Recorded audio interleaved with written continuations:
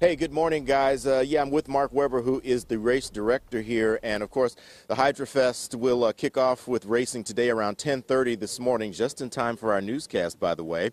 And but, Mark, I thought it would be a good idea to talk a little bit about the anatomy of these boats because it's interesting, the mixture of technologies. There's a little aviation in here. There's a little motoring. Talk about it a little bit. Well, it's a three-point hydroplane. The engine in this actually came out of a plane that was used in World War II. It's a turbocharged Allison engine out of, I believe, a P-51. And the modern technology, it's all made out of carbon fiber and graphite. And where the cockpit sits, now, where the cockpit is, where the driver is, the front of it, the canopy comes out of an F-14 fighter jet canopy. It's about an inch thick, and then the cockpit has roll cages in it, and it's built out of space-age material to protect the driver. It will withstand the impact at 200 miles an hour. Wow, and these boats do go that fast, and it's amazing when you watch them kind of skimming across the water because that's exactly what they're doing. They're not really in the water. The key word in hydroplane is plane. It's they actually run on top of the water. They'll come into the rooster tail turn at up to and over 200 miles an hour.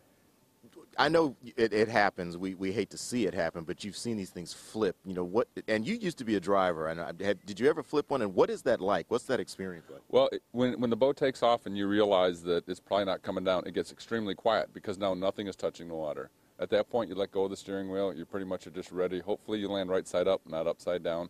But if you do land upside down, there's actually a way to get out of the bottom of the boat. There's a second escape hatch. So, fortunately, with the safety features, I've blown them over twice, end over end, and landed upside down both times, but walked away.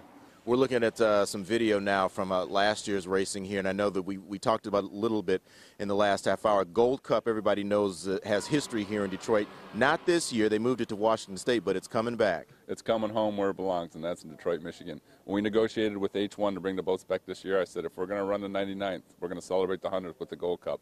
And we put the deal together at the same time. The centennial celebration of the Gold Cup right here on the Detroit River coming up in 2016.